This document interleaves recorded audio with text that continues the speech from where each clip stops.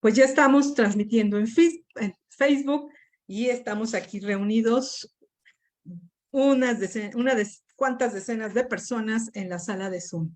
Y con esto damos inicio a la actividad del día de hoy, miércoles 20 de septiembre, del Centro Astronómico Clavius. Muchísimas gracias a todos por acompañarnos. Y pues tenemos un eclipse en puerta.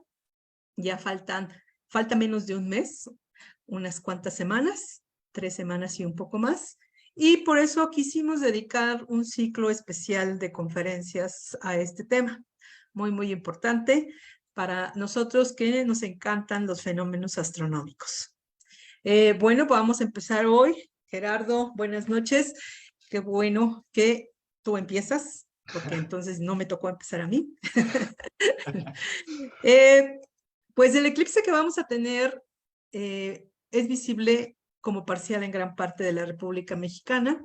No es el primero, ni tampoco será el último, y por esa razón nos gustó la idea de hacer pues una síntesis histórica de cómo hemos vivido los eclipses aquí en México. Pues hoy tenemos como expositor a este miembro académico de Clavius, Gerardo Martínez Avilés. Y pues antes de darle la palabra para que empiece con su presentación, como es costumbre, voy a leer una breve reseña académica. Seguramente muchos de ustedes lo conocen y como también ya hemos escuchado en varias conferencias a Gerardo, conocen también su trayectoria, pero seguramente también tenemos participantes nuevos y para que lo conozcan.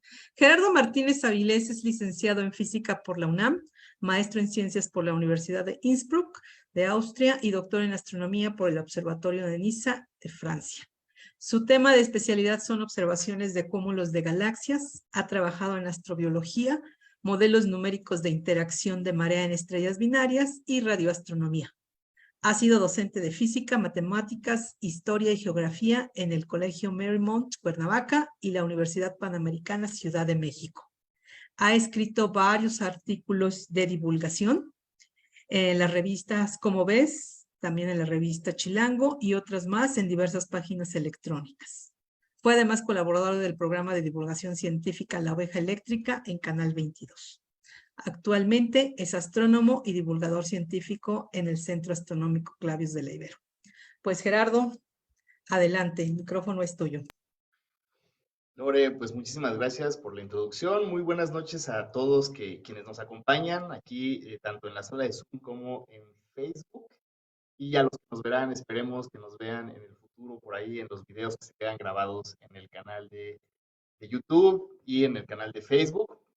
Justamente importante ahorita que difundan un poquito, ustedes que son amigos de Clavius, que nos conocen, difundan un poquito que estamos organizando esta serie de conferencias, de charlas, un poquito para que la gente, pues que no sabe de los eclipses, que nunca ha observado un eclipse o que a lo mejor sí los ha observado, pero pues quiere disfrutarlo más, entenderlo mejor, pues hemos preparado una serie de charlas. Entonces déjenme empezar a compartir aquí mi pantalla para platicarles un poquito más a detalle.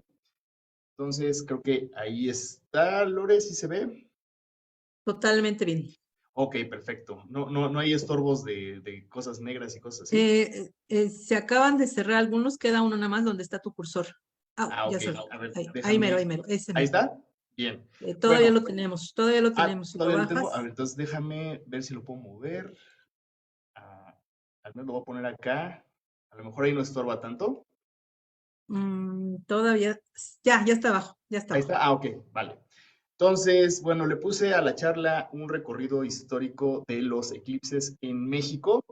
Y bueno, espero hacerle buena propaganda a este tema que es interesantísimo. De hecho, ahora que estuve investigando para preparar la charla, me di cuenta de que se merece todavía muchísimo que hacer, y creo que un poco lo que quiero que se queden al final de la charla es que todos los que estamos aquí, todos los que presencien en algún momento de sus vidas los eclipses en México, o bueno, donde estén en realidad, pues tenemos una especie de responsabilidad con la historia de estos eventos astronómicos. Entonces, bueno, aquí está nuestra cartelera, un poquito para que sepan lo que nos viene este próximo mes, ¿no? A partir de hoy y hasta el 11 de octubre vamos a tener charlas especializadas en eclipses. Empezamos con la del día de hoy, un recorrido histórico. Después, en 8 días, el 27 de septiembre, Lore nos va a hablar en particular del eclipse que esperamos el 14 de octubre de este año, ya un poquito menos de un mes. El 4 de octubre, también miércoles, cómo fotografiar el eclipse con Arturo Quintana, quien es un experto astrofotógrafo y amigo de Clavius. Y el 11 de octubre, Guillermo Mayén, que anda por ahí, ya lo vi en la sala de Zoom, los métodos para observar el eclipse, ¿no? Guillermo tiene muchísima experiencia en eso, entonces realmente no se pierdan estas próximas conferencias porque yo creo que van a ayudar muchísimo a que todo el mundo podamos ver el eclipse de manera segura y sepamos un poquito qué esperar de, del evento. También los invitamos a que visiten nuestro sitio web clavius.ibero.mx, donde vamos a estar compartiendo información. De hecho, ya tenemos ahorita ahí en la página web pues, varias cosas, bueno, un par de cositas relacionadas con el eclipse y pues estaremos subiendo información. Entonces, les recomendamos que entren a nuestra página web y vean lo que tenemos preparado para ustedes.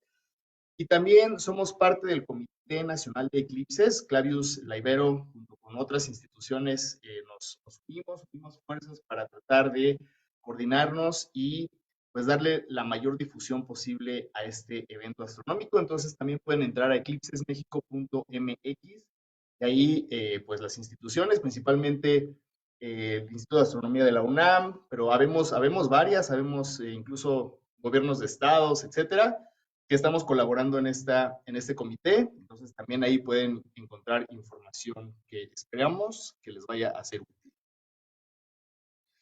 Y bueno, entonces, ¿por qué toda esta parafernalia? Bueno, el sábado 14 de octubre de 2023 y el lunes 8 de abril del año 2024 serán visibles dos eclipses solares dentro del territorio mexicano. Entonces, desde todo el país se van a ver dos eclipses solares, uno es anular y el otro es total. De hecho, el del 8 de abril de 2024 es un eclipse total. Ahí está la franja donde se verá la totalidad, es decir, en esa franja que vemos aquí a la izquierda, pues ahí es donde se va a hacer de noche, digamos, ¿no? Toda la parte que está fuera de la franja, el eclipse va a ser parcial. Esta es la franja de la anularidad del 14 de octubre del año 2023, entonces no nada más va a ser visible en México, de hecho va a cruzar casi todo Estados Unidos, Centroamérica y Sudamérica, bueno, principalmente Colombia y Brasil, pero vean que un pedacito de la franja cruza nuestro país, que es en la península de Yucatán, parte de Yucatán, Campeche y Quintana Roo. Podrán ver la anularidad del eclipse y el resto del país lo va a poder ver de forma parcial. De hecho, si ustedes están fuera de la franja de estos dos eclipses, van a verlo parcial, no lo van a ver ni anular ni total. Eso es bueno saberlo porque el otro día alguien me estaba preguntando qué hacía cuando se hiciera de noche aquí en la Ciudad de México. En ninguno de los dos eclipses se va a hacer de noche en la Ciudad de México.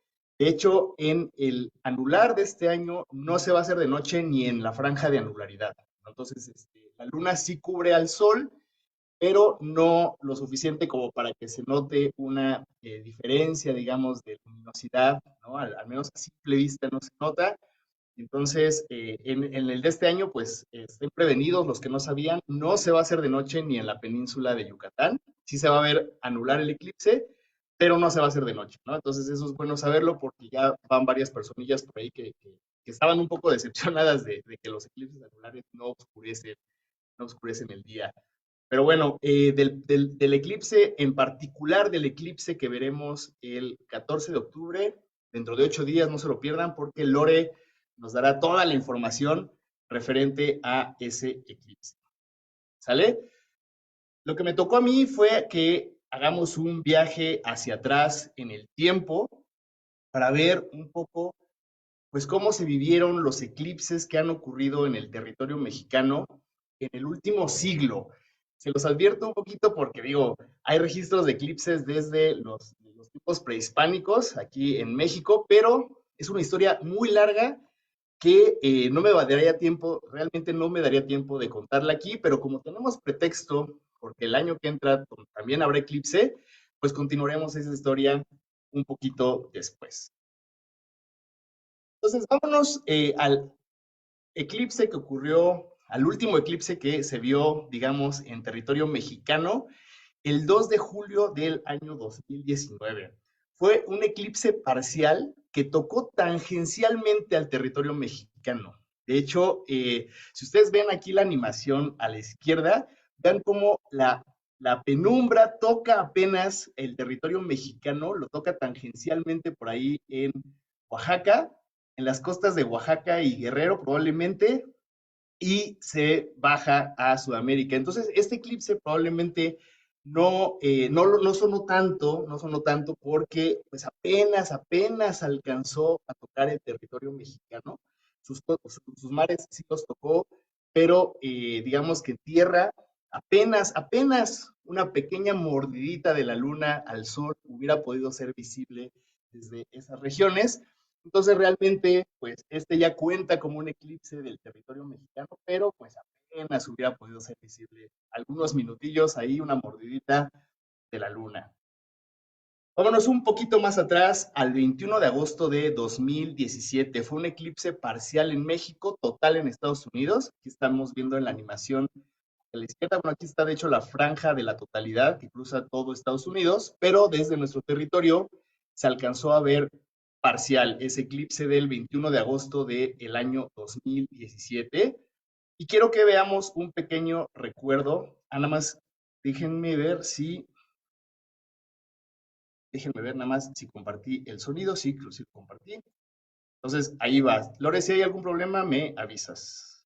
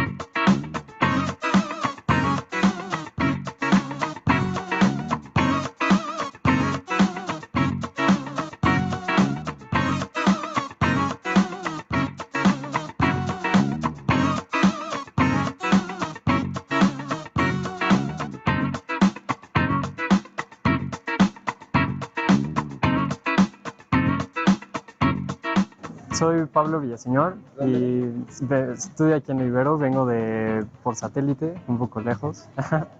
Y pues me enteré de que íbamos a estar aquí observando porque me mandaron un mail de la coordinación de física. Yo estudio ingeniería física, entonces nos avisaron a todos y pues decidí venir a ayudarles ajustando el telescopio y pues a darle un vistazo al eclipse. Hola, ¿cómo estamos? Yo soy Gema Domínguez. Y yo, Ricardo Denis. Somos venezolanos y estamos aquí desde hace un tiempo viviendo en México y nos parece ideal que la universidad preste estos espacios para poder ver el eclipse solar. Los eclipses se tratan de que o el sol tapa la luna o la luna tapa el sol o algún planeta tapa el sol o algún planeta tapa la luna. Bueno, mi nombre es Andreina y vengo de Caracas, Venezuela y espero ver pues el eclipse que desgraciadamente va a ser solo un 26%, pero para mí es un fenómeno que pasa cada cierto tiempo, que no es muy seguido y la verdad estoy muy emocionada por verlo a través de telescopios tan grandes y maravillosos que están acá. Espero que no se nuble, se ve bastante despejado, así que no creo que se vaya a nublar y pues espero que no se llene de gente para que todos puedan tener oportunidad de verlo.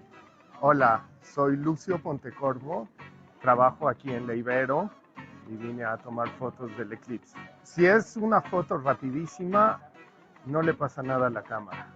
El problema es no, el chiste es no dejarla apuntando al sol. Sí, buenos días. Mi nombre es María del Consuelo Martínez García, mi esposo Luis López. Venimos de Santa Clara Cuartitla, del municipio de Ecatepec. Nos interesó venir a ver lo del eclipse. Bueno, a mí en particular es una materia que me llama mucho la atención, la astronomía, los astros, la luna. Entonces, ahora pues el eclipse es una oportunidad fabulosa de venir a verlo. Mi expectativa es que nunca he visto un eclipse de esta magnitud ahorita como se está por llegar.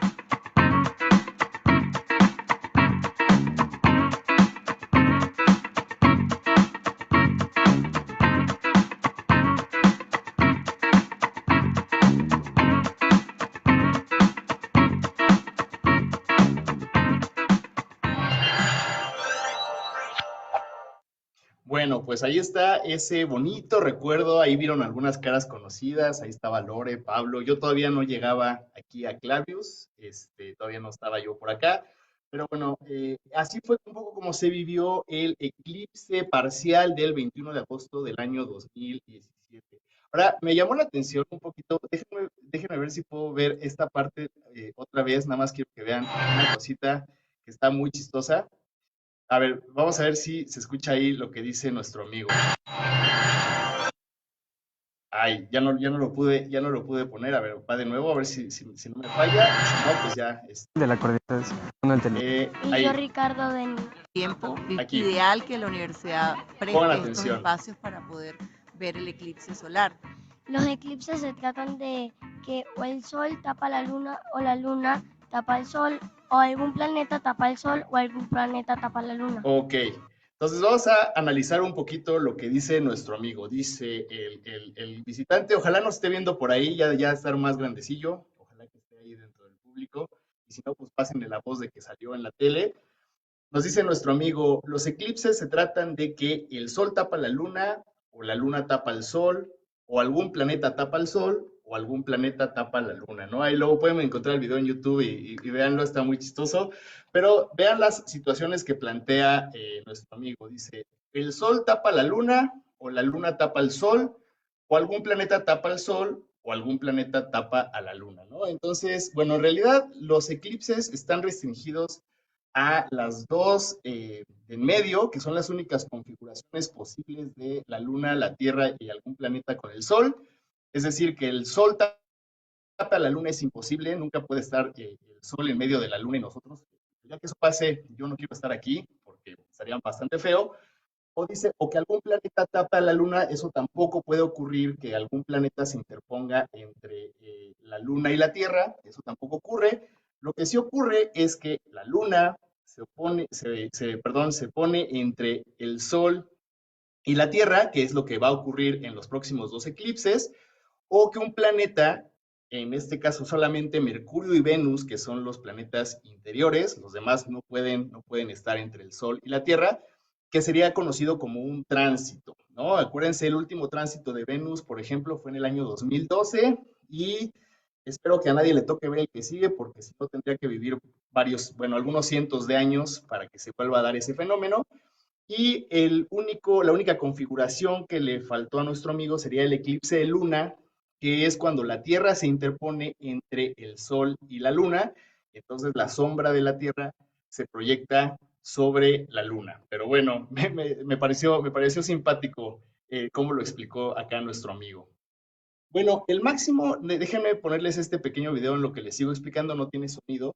Este video fue tomado por estos autores, yo no los conozco, lo encontré ahí en YouTube. Es cómo se vivió el eclipse del 2017, entonces ahí de repente se ven algunas nubes, sí estaba medio nubladito, entonces de repente ahí se tapan las nubes. Se preguntarán por qué se ve oscuro. Bueno, no es porque sea de noche, sino porque la cámara con la que fue grabada eso, pues tiene un filtro. Entonces, si ustedes ven el eclipse con un filtro, pues obviamente van a ver el cielo negro y el disco lunar que se atraviesa un pedacito en el disco solar, y en el del 2017 pues fue nada más del 26%, es decir, lo cubrió pues relativamente poco. Entonces, ¿qué podemos esperar del siguiente eclipse? Bueno, aquí tengo una tabla que compilamos. Bueno, de hecho fue nuestro querido amigo y compañero Guillermo Mayén, que es el único astrónomo que yo conozco en México que se ha aventado estos cálculos. Entonces vean cómo leemos esta pequeña tablita, ¿no? ¿Qué es lo que va a ocurrir? El 14 de octubre de 2023, las horas locales para las alcaldías de la Ciudad de México, ¿no? Entonces aquí están las distintas alcaldías de la Ciudad de México. ¿A qué hora inicia el eclipse? Es decir, ¿a qué hora empezamos a ver que la luna empieza a entrar al disco solar? ¿A qué hora se alcanza el máximo del eclipse? ¿Qué porcentaje se va a cubrir? En este caso el 77%. Acuérdense que en el del 2017 fue el 26%. Y vean más o menos cómo se veía aquí, ¿no? Entonces, eso fue el 26%. Entonces, en el del próximo 14 de octubre, en la Ciudad de México, pues se va a ver que la luna cubre bastante más al disco solar. ¿Sale? ¿A qué hora termina el eclipse y qué tipo de eclipse es? En este caso, desde la Ciudad de México, desde todas las alcaldías, el eclipse va a ser parcial. ¿Cómo pueden saber en su localidad? Algunos de ustedes a lo mejor lo van a observar desde Acapulco, desde, no sé, desde donde quieran, desde San Luis Potosí, algunos van a ir a Campeche, no sé. Bueno, visiten nuestro sitio web clavius.ibero.mx y váyanse a esta parte donde dice horarios del eclipse solar del 14 de octubre por municipio en el territorio mexicano. Ahí van a encontrar una lista de los estados de la República y si le dan clic al estado donde ustedes viven, van a encontrar su cabecera municipal y a qué hora se va a ver, a qué hora va a empezar, a qué hora es el máximo, cuánto es el porcentaje de cubrimiento y a qué hora va a terminar el eclipse. Y en casi todo el país va a ser parcial, pero si viven o van a estar en algunas localidades de Campeche, Yucatán o Quintana Roo, pues ahí verán que el eclipse será anular, ¿sale? Entonces, échenle un ojito y gracias a Guillermo Mayén, que fue quien se aventó los cálculos, y también gracias a Lorena Arias y los becarios de Clavius por todo el trabajo que se aventaron en la cuestión de la corrección de las horas y cierto tipo de cosas. Ahí sí yo no hice nada, la verdad, no es cierto. Pero bueno, muchísimas gracias a todos por este gran trabajo que ya hemos compartido con el Comité de Eclipses y pues parece que va a ser bastante útil para que todas las personas del país pues sepan a qué hora y qué esperar en sus localidades. Bueno, vámonos un poquito más atrás, otro eclipse que no fue tampoco tan sonado, un eclipse parcial, de hecho fue anular en la franja, vean en la franja que va recorriendo el Océano Pacífico del Norte, fue visto en Japón y en China, se alcanzó a ver por ahí, después cruzó el Pacífico y luego baja ahí por California y se termina cuando se hace de noche en Estados Unidos. Entonces solamente fue parcialmente visible en Mexicali, Tijuana y Ensenada, bueno, en el norte del país. Fue un eclipse que no hizo demasiado ruido tampoco porque pues duró poco y solamente fue visible en esas partes del norte de nuestro país. El 11 de junio del año 2002 fue un eclipse anular que si se fijan en su trayectoria también empezó por las islas de Asia y de Oceanía, cruza el Pacífico y termina apenitas cuando termina el eclipse, ¿no? Cuando ya deja de ser visible, tocando tangencialmente ahí a México, ¿no? Una extraña puesta de sol porque en algunos lugares de Norteamérica pues se alcanzó a ver al atardecer, ¿no? Aquel atardecer pues que la luna se estaba atravesando en el disco solar justo antes de que se metiera el sol.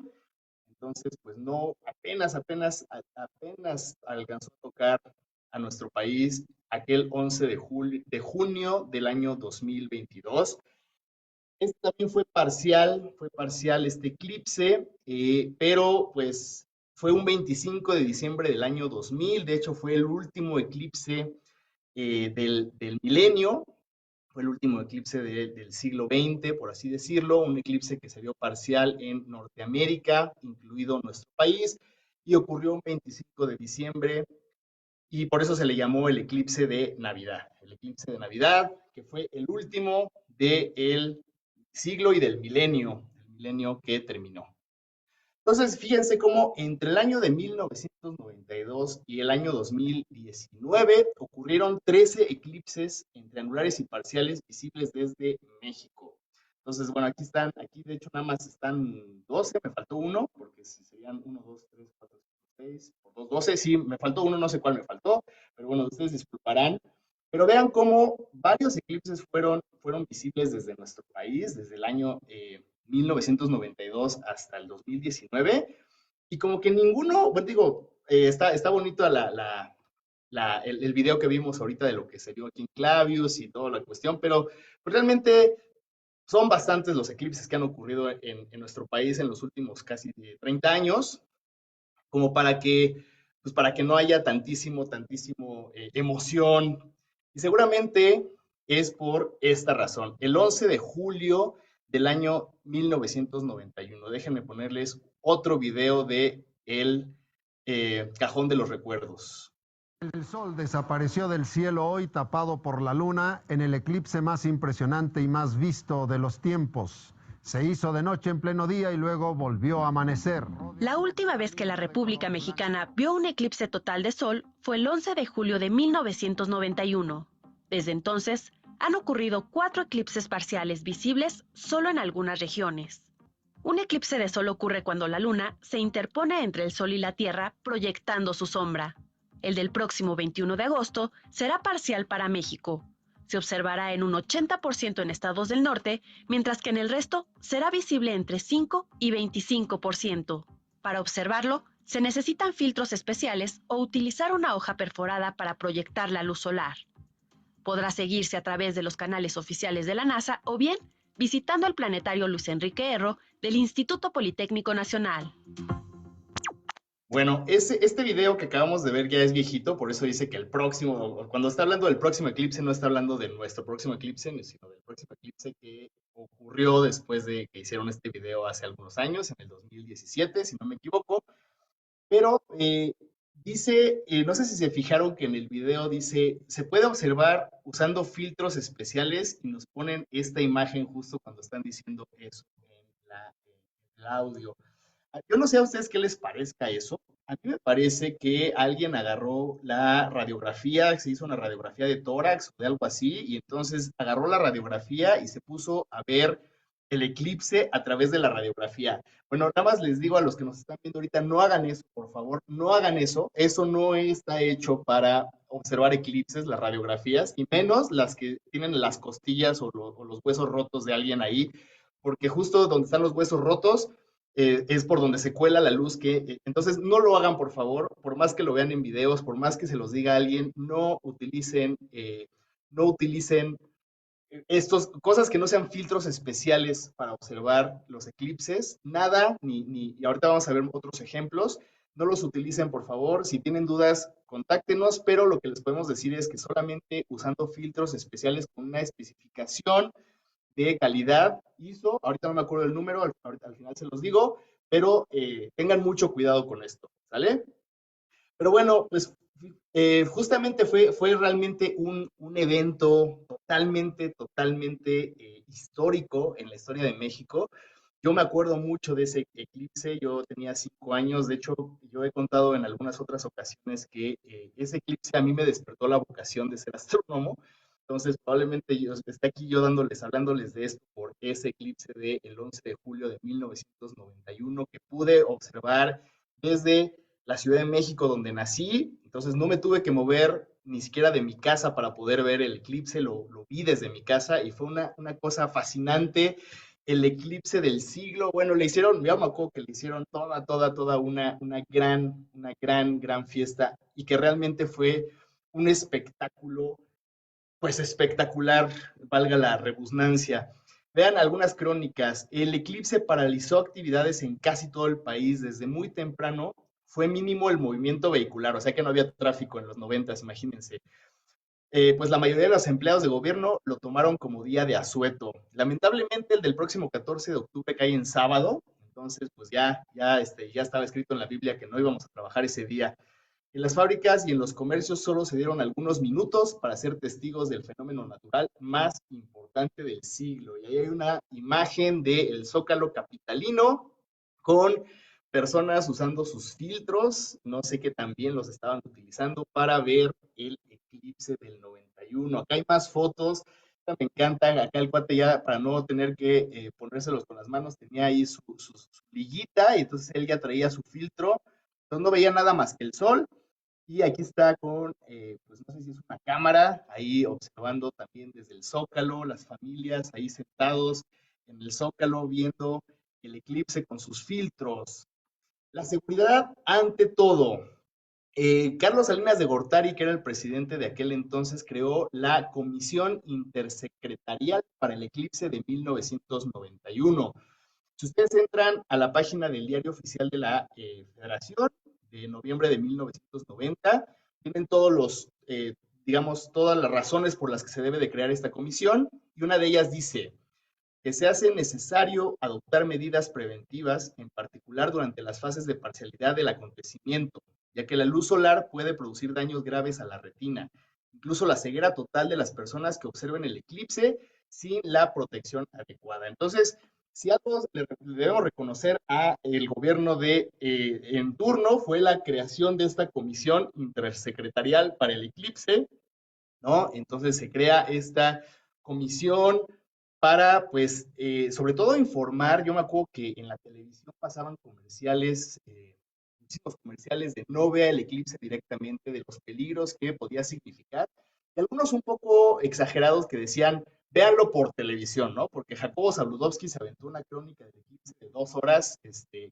puede consultar, de hecho, ahí en YouTube, busquen Eclipse 1991, y van a ver que está toda la crónica ahí de Zabludovsky. Bastante aburrido ver el eclipse 2 horas ahí, pero bueno, sí hubo una gran participación del gobierno, eso sí debemos de reconocerlo, para proteger a la población, ¿no? Entonces aquí hay algunas imágenes que pude encontrar en internet del Eclipse México 1991, Comisión Intersecretarial, que te daban tus lentecitos, los repartían. Aquí estaba la trayectoria del eclipse. Entonces esto es el filtro, digamos, uno se ponía en los ojos. Aquí está la trayectoria del eclipse, ¿no? Es del 91. Y vean las instrucciones que me encantan, ¿no? Usted usa el filtro bajo su propio riesgo, siga las instrucciones para no quedar ciego, ¿no? Úselo 10 segundos, cuente del 1 al 10, y luego descanse 50 segundos, cuente del 1 al 50, ¿no? Entonces eran las especificaciones que venían para usar el eclipse, aquí usar el filtro. Aquí vienen otros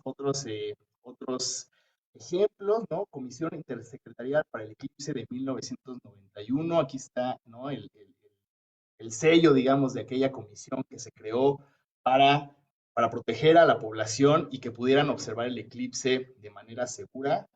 Otro modelo, ¿no? Con todas las especificaciones para utilizarlo y verlo de manera segura. Entonces, eso es súper importante para el próximo eclipse y para los próximos eclipses. Se pueden observar, sí, pero siempre con la protección adecuada, ¿no? Aquí viene otro ejemplo, ¿no? Entonces, aquí viene otro ejemplo también con lo de 10 segundos y los 50 segundos. Al final, si quieren, comentamos un poquito sobre eso, pero bueno, aquí están algunos ejemplos, ¿no? Definitivamente fue un evento histórico. Realmente se pueden encontrar muchísimas cosas en internet sobre este evento. Aquí están observando ahí con una caja como de Kleenex con su filtro. Esto es una máscara de soldador. Esperemos que el filtro sea del número 14. Eso sí sería correcto. Si no, pues hay un poco más de peligro. Pero yo me acuerdo que se usaban los filtros de soldador también. No los recomendamos a menos de que sean del número 14. Entonces sí se podrían utilizar para el eclipse. Y bueno, aquí la gente acampando en el Zócalo. Y bueno, hay varios libros, hay algunas crónicas y libros que salieron respecto a ese eclipse, Memoria del Eclipse de 1991. Ese es un libro del CONACYT que se editó poco después del eclipse para pues dejar una constancia histórica escrita de aquel evento.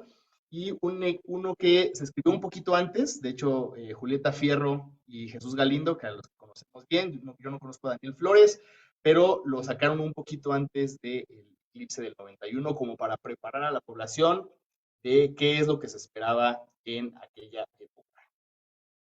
Y bueno, aquí están más fotografías que se pueden encontrar. Hay un montón de fotos. La verdad es que a mí me dio mucha nostalgia. Yo me acuerdo mucho de la década de los 90s.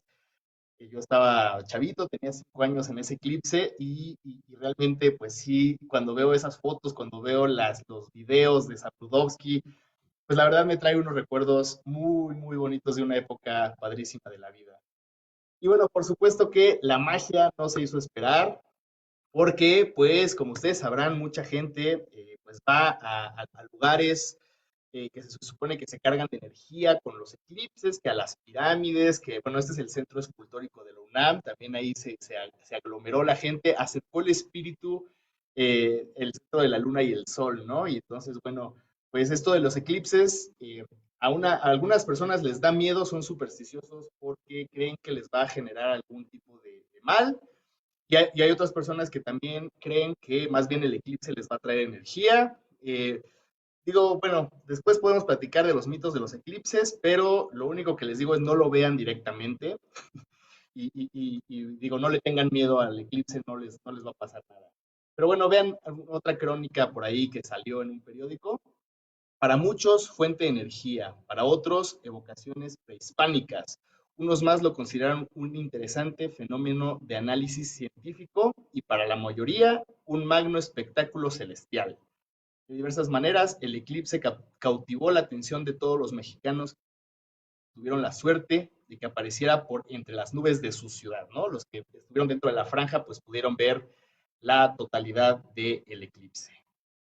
Bueno, nos despedimos de mi queridísimo eclipse de 1991 y la máquina del tiempo nos lleva, de hecho, a cuando yo todavía no nacía, el eclipse anular del 30 de mayo de 1984, ¿no? Entonces aquí está la trayectoria de la franja de la anularidad que cruza algunos estados de nuestro país.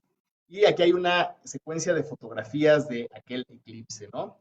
No puedo leer el caption porque algo me lo está tapando, pero bueno, ahí está una secuencia de fotos de aquel eclipse del 30 de mayo de 1984. Esta es una moneda conmemorativa del estado de San Luis Potosí, México. Vean, eclipse anular de sol, mayo 30 de 1984. Aquí está esta moneda que de hecho la pueden comprar si quieren, la venden ahí en Mercado Libre, es de plata, no sé cuánto cuesta, pero pues aquí está el eclipse anular sobre el estado de San Luis Potosí, que para mí siempre ha parecido como un perrito con un gorrito frigio. Entonces, ahí está algunos recuerdos, otras crónicas y artículos de periódico, ¿no? Bello espectáculo constituyó en Jalisco el eclipse anular de sol, registrado el día de ayer, mayo de 1984. Vean, esta me encanta, esta crónica de Toluca. Dice, los toluqueños se admiran ante el inusual fenómeno de un espectacular eclipse de sol. Y luego sigue la nota. Unos estudiantes universitarios bromistas colocan gafas negras a la cabeza del monumento dedicado al licenciado Adolfo López Mateos, ubicado en la cúspide del Cerro de Coatepec, de Ciudad Universitaria, ¿no? Entonces allá tienen su cabezota de Adolfo López Mateos y algunos estudiantes pues, le pusieron sus lentes oscuros para que no se fuera a deslumbrar, no fuera a quedarse ciega la estatua en aquel mayo de 1984. Pero en aquel mayo de 1984, un querido amigo nuestro, Guillermo Mayén, también se puso sus gafas y se fue a hacer unas mediciones muy interesantes de la observación de aquel eclipse de 1984, en la que con sus mediciones, pues, de alguna forma desmiente una teoría que estaba en boga en aquella época de que el Sol se estaba contrayendo. Entonces, algunos científicos habían publicado en 1984 que el Sol se estaba haciendo chiquito y con la ayuda de este eclipse anular, pues Guillermo Mayén y otros, pues demuestran o dan evidencia de que pues de que eso no pudo haber ocurrido así, ¿no? Entonces, este eclipse, además de que fue un espectáculo que muchas personas pudieron apreciar, pues sirvió para debatir y para pues para hacer ciencia, ¿no? Que es de alguna forma para lo que los eclipses están hechos, para hacer ciencia. Entonces los invito a que entren a nuestro canal de YouTube y busquen esta conferencia, El Sol se contrae, el eclipse anular de 1984, por nuestro querido amigo Guillermo Mayén. Bueno, el 7 de marzo de 1970, también un eclipse total fue visible desde el territorio mexicano. Vean, cruza por donde va a cruzar el tren transísmico, ahí justo por el istmo de Tehuantepec, que es la parte más delgadita de nuestro país, pues justo por ahí pasó el eclipse. Entonces fue visible poco tiempo y durante, más bien en una región muy, muy pequeña del país, la totalidad, pero eso no impidió que fuera todo un evento. Entonces, aquí hay otra vez, algunos registros históricos de aquel eclipse. Este timbre postal, que de hecho tiene toda una historia del diseñador. El diseñador de este timbre postal es un diseñador, bueno, era un diseñador bastante famoso, y entonces esta estampilla se hizo súper famosa en el país. Pero bueno, principalmente fueron los estados de Veracruz y Oaxaca, donde se pudo ver, y en particular Miahuatlán, Oaxaca, fue un espacio para la observación de este eclipse, pues internacionalmente conocido, ¿no? Este eclipse también tiene algunas publicaciones. Hay algún libro de la Secretaría de Comunicaciones y Transportes que hace una crónica de este eclipse, y pues pone la participación de México en la organización, porque pues hubo bastantes científicos internacionales que vinieron a México nada más para ver ese eclipse. Entonces, aquí hay una pequeña crónica que me gustaría que vieran. La crónica no es de los científicos, es de algunas personas que recuerdan ese evento allá en Miahuatlán, Oaxaca. Vamos a escucharlo. Zulapa, ¿cómo se llama? El Portillo, todo lo que es, se sube pues, toditito bien campamentos pues algunos mexicanos que venían de centro y otros de extranjeros. Vieron mucha gente de Centroamérica, de Norteamérica, de puta gente. Miahuatlán fue el epicentro, le llamaron. El epicentro donde se pudo observar el fenómeno. Se compraba uno, ¿cómo se llama? Anteojos oscuros para no lastimarse la vista. Pero con anteojos oscuros, la gente se ponía a mirar, ¿sí? Aunque según afecta, ¿eh? Sí. Sí. Porque aunque no está a la vista, pero está proyectando toda su fuerza. No, ya te digo, qué bruto, qué cantidad de turismo. La gente, sí, como no, alguna gente, sobre todo la gente más sencilla, que no tiene conocimientos, que no lee periódicos, que no, pues estaba temerosa, tenía miedo. La gente de los ranchos, de los pueblos, tenían temor de que aquello fuera a traer un desastre. Pues como te digo, delegaciones de todo el mundo, de China, de Japón, del oriente, del sur, de todas partes del mundo, vinieron a Miahuatlán, pues cada quien con sus medios, ¿no? de conocimiento científico, porque hubo los norteamericanos, los europeos que traían telescopios, que traían medios, pues, porque es el camino de Tamazulapan hasta la Sierra, San José, San Miguel, todito por allí habían campamentos de ¿cómo se llama? De extranjeros. No, pues de veras fue todo un acontecimiento, como te digo, que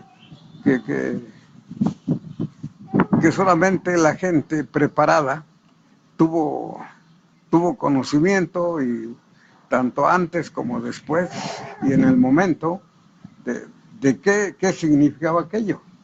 Hubo quienes a la hora a rezar, a llorar.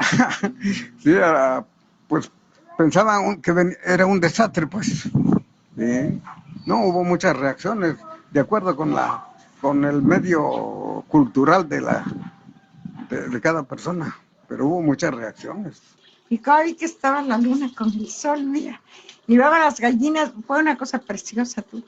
Las gallinas, verás cómo volaban a su palo donde dormían. Los pajaritos llegaron a los árboles, las hojitas de los árboles, como se veían como si fuera noche de luz, y se oscureció.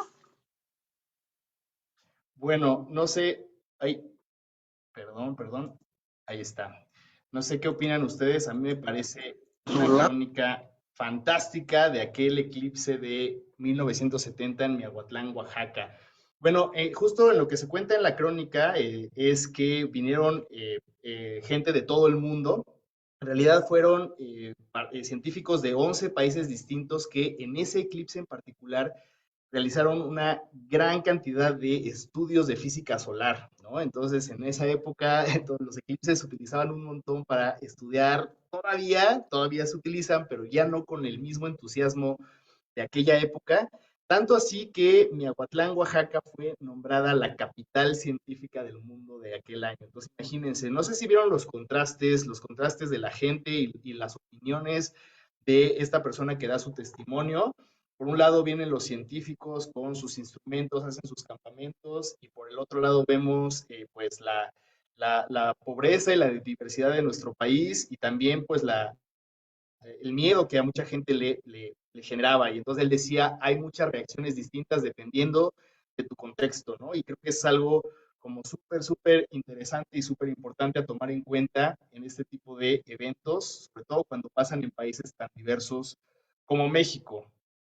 Bueno, vamos a dar un pequeño brinco en el tiempo de 1970, porque ya no me estoy parando en todos los eclipses, porque acuérdense que de aquí, de nuestra fecha actual a 1992, ocurrieron 3 eclipses parciales, pero esos no son tan vistosos, entonces me voy a ir brincando un poquito más dando brincos más grandes para irnos al siguiente eclipse total, que fue en el año de... en el año de 1923. Entonces quiero que vean cómo estuvo esta cuestión de 1923, la franja, cómo se recorrió, no dura mucho. El 10 de septiembre de 2023 se cumplen 100 años de un eclipse total que cruzó por México.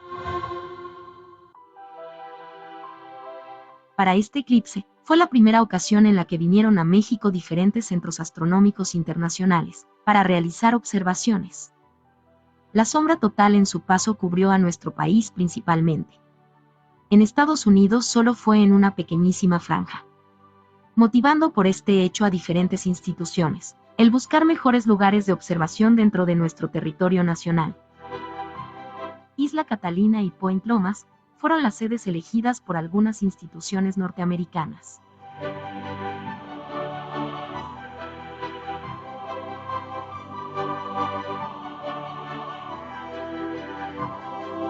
En México se eligieron como primeros puntos al poblado de Ensenada en Baja California y al Puerto Libertad en la costa de Sonora.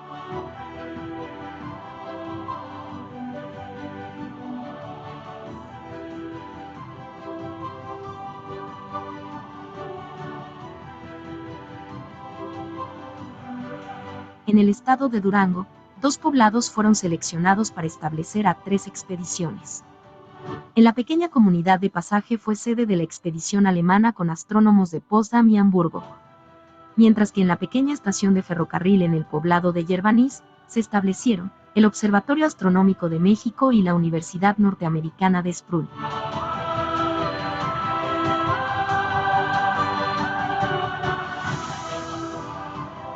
Para abril de 2024, México se vuelve a oscurecer, y los poblados de Yerbanís y Pasaje por segunda ocasión volverán a la penumbra por varios minutos en el transcurso del día.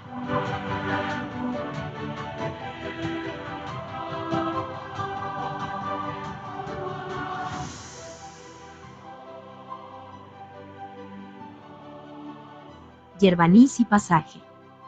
un centenario y 2 eclipses totales. Publicación Alejandro Ahumada. Bueno, pues qué hermosa coincidencia que el 10 de septiembre de 2023 se cumplieron 100 años, apenas hace unos días se cumplieron 100 años de aquel eclipse del 10 de septiembre de 1923. Y qué enorme fortuna la gente que vive ahí en Pasaje Yerbanís, porque con 101 años de diferencia les van a tocar que sin moverse les caigan 2 eclipses totales arriba de sus cabecitas, ¿no? Entonces, un lugar ahí bien mágico, bien bonito, bien interesante. Pero bueno, ¿por qué este eclipse de 1923 fue tan importante? Entonces, quiero que leamos, voy a leerles rapidísimo unas cosas que escribió en un artículo Joaquín Gallo, uno de los grandes de la astronomía mexicana, Joaquín Gallo del siglo XX, escribe sobre este eclipse del 10 de septiembre de 1923, cosas bien interesantes que parecieran ya como de los libros de historia, que realmente pues lo son. Vean lo que dice Joaquín Gallo. Dice, la importancia que tienen los eclipses totales del Sol es grande. En efecto, para los astrónomos es aún un misterio la naturaleza de la corona solar, de esa atmósfera que se extiende a grandes distancias del Sol, que varía de forma y que es uno de los espectáculos más sublimes de la naturaleza. No se ha podido aún saber qué cuerpo es el que la constituye y se ha dado el nombre de coronium a esta sustancia que no se conoce aún en la Tierra. Entonces, en 1923 no sabían de qué estaba hecha la corona solar y como habían visto unas líneas ahí, unas líneas muy extrañas que no correspondían a ningún elemento de la Tierra, le llamaron coronium. Entonces el coronium de alguna forma fue un elemento que nada más creían que estaba en la corona solar. Después se demostró que por las enormesísimas temperaturas de la corona en realidad son estados súper excitados de elementos que existen aquí en la Tierra, ¿no? Entonces, justamente ahí, al darse cuenta de que eran estados superexcitados, se pudo medir que la temperatura de la corona es una temperatura altísima, altísima, muchísimo más grande que la temperatura de la superficie del Sol. Pero en 1923, pues los científicos estaban ahí investigando qué era el coronium, ¿no? Entonces, es una historia preciosa esta del coronium. Algún día nada más le dedicamos una charla al coronium. Pero vean lo que sigue en esto que escribió Joaquín Gallo para el eclipse de 1923. Un eclipse para corroborar a Einstein. Entonces, acuérdense que Albert Einstein en 1915, una de las predicciones de su teoría de la relatividad era que en un eclipse las estrellas debían de estar movidas de sus posiciones cuando el Sol no está entre ellas por el efecto del lente gravitacional. Y en 1919, por primera vez, se pudo medir esa desviación por Arthur Eddington en unas islas ahí por África, pero los datos de Eddington no eran tan concluyentes. Eso fue en 1919. 19, 20, 21, 22, 23. 4 años después de Eddington se presenta un eclipse y todos los astrónomos están locos por ir a tomar fotos de ese eclipse para poder ver si Einstein y Eddington tenían razón o no tenían razón. Entonces aquí hay algunas imágenes del tipo de instrumentos que trajeron los astrónomos del mundo a Yerbanís en septiembre de 1923, hace 100 años, tantitito más de 100 años, y unos días, 100 años y 10 días de este eclipse. Vean lo que escribe Joaquín Gallo en torno a la relatividad. Dice, la teoría de Einstein establece que la luz sufre una desviación al pasar cerca de un cuerpo de bastante masa para que la atraiga y por lo tanto se ha tratado de investigar si realmente el rayo luminoso proveniente de una estrella se desvía debido a la atracción del Sol. En el eclipse total de 1919, la expedición inglesa que observó dicho fenómeno en el Brasil encontró diferencias entre las posiciones de las estrellas cercanas al Sol en el momento del eclipse y las obtenidas previamente. La discusión de los resultados muestra que esas discordancias son las que corresponden a dicho fenómeno. El problema está, pues, en pie. Aunque en el próximo eclipse de 1923 las condiciones no serán muy ventajosas para la comprobación de este fenómeno, se intentarán, sin duda, trabajos en este sentido. Entonces, pues toda esta expedición que se organizó en 1923 a México, a su eclipse del 10 de septiembre, fue justamente porque la comunidad astronómica estaba pero loca por tratar de encontrar también las desviaciones de las estrellas de Eddington. Ahora, ¿por qué dice Joaquín Gallo que no eran tan favorables? Una era el clima y dos era que las estrellas que estaban detrás del eclipse no eran tantísimas como para poder hacer, digamos, que las mediciones estadísticas necesarias, ¿no? Pero bueno, ese es un tema interesantísimo. Aquí hay algunas fotografías desde San Luis Potosí en 1923, los universitarios en el eclipse de sol, ¿no? Entonces ahí está toda la chaviza ya lista para poder ver el eclipse. Bueno, vámonos un poquito más atrás en el tiempo. Un eclipse anular el 28 de junio de 1908. Entonces, este fue un poquito antes de la Revolución Mexicana. Hay una crónica bonita de este eclipse en la revista Relatos e Historias de México, en el número 106, si no me equivoco. Y bueno, aquí está la única imagen que yo encontré de ese eclipse. Vean, aquí dice, eclipse anular de sol, verificado el 28 de junio de 1908, Observatorio Astronómico Nacional. Y pues la verdad es que parecen las radiografías de alguien, ¿no? Yo no sé qué estamos viendo aquí, realmente está interesante. Ahorita que los que son expertos astrónomos nos digan qué es lo que estamos viendo de ese eclipse anular del 28 de junio de 1908. Aquí hay algunas crónicas de periódicos que se pueden encontrar, pero quiero que pongamos atención en esta en particular. En el periódico El Popular del 10 de julio de 1908, el inspector de la Instrucción Pública, don Teodomiro Manzano, reconocido pedagogo e historiador, publicó un informe de lo ocurrido en Pachuca. Comentó que él, junto con profesores y alumnos de las diferentes escuelas, acudieron a la hacienda de Chavarría a hacer las observaciones. Los niños llevaban sus vidrios ahumados para evitar que los lastimara la luz del sol. Esa es otra cosa que por ahí alguien me dijo hace poco, que cuando vieron el eclipse del 91, usaron vidrios ahumados. Entonces agarrabas un vidrio y lo quemabas ahí con el encendedor y se ahumaba y ya con eso estabas protegido para ver el eclipse. Por favor, no hagan eso. La seguridad ante todo. Quiero que vean todas estas imágenes que se pueden encontrar en el archivo del Instituto Nacional de Antropología e Historia en relación a los eclipses. Siempre están observando la gente los eclipses. Aquí sí se ve que están utilizando algún tipo de filtro. ¿Quién sabe qué estén utilizando por aquí? Pero vean aquí, por ejemplo, la gente está viendo el eclipse con periódicos enrollados, ¿no? Entonces, con periódicos enrollados, ya decía la crónica por ahí, vidrios ahumados, periódicos enrollados. Ya vimos hace ratito en el video de Televisa radiografías, películas veladas. Entonces, realmente la cantidad de gente que se ha lastimado la vista viendo eclipses es un montón. Creo que de los mitos de los eclipses, el más peligroso de todos es que no te hace daño verlos. Creo que ese es el único mito que es mi cruzada por combatirlo. Los demás después los combatimos, pero por favor, vean el eclipse solamente con la protección adecuada. Vean todas estas fotos de la gente viendo los eclipses. Este es el Palacio de Bellas Artes, si no me equivoco. Ahí quién sabe dónde es la gente viendo el eclipse por ahí de los años 20, ¿no? Vean todas las personas viendo eclipses con los filtros ahí como Dios les da a entender. Ponen lo que sea oscuro y se asoman a ver el eclipse. No lo hagan, por favor, no lo hagan si aprecian su vista. Y bueno, vamos a terminar en el inicio del siglo XX, el 28 de mayo del año 1900, un eclipse que vean por dónde atravesó, también atravesó por aquí a México, parte de Estados Unidos y luego se fue para España y el norte de África, el 28 de mayo de 1900. Ya en esa época los eclipses habían podido ser fotografiados. El primer eclipse que se pudo fotografiar fue en el año de 1857, si no me falla la memoria, y entonces estaba de moda en principios del siglo XX fotografiar los eclipses. Ahora, a México no mandaron muchas expediciones porque vean que el eclipse pasa por esta parte de Estados Unidos y entonces la gente, por cuestiones de seguridad y lo que ustedes quieran, prefirió irse a Estados Unidos a observar el eclipse. Entonces, en México realmente hay crónicas, hubo cosas bien interesantes, pero no fue, digamos, que la cosa más espectacular. Pero, fue en 1851 el primer eclipse que se pudo fotografiar. Aquí está una de las fotografías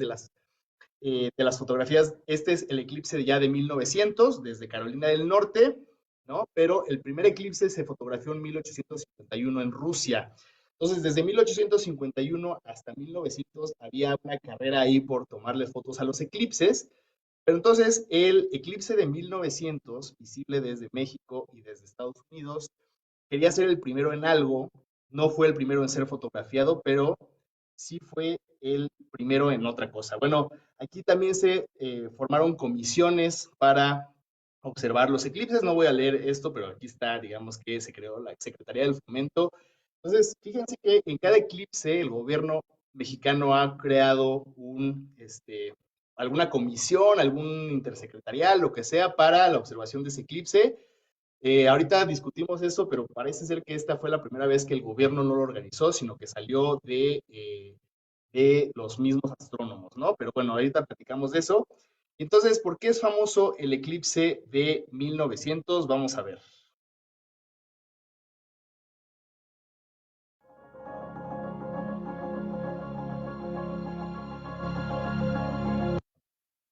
Uy.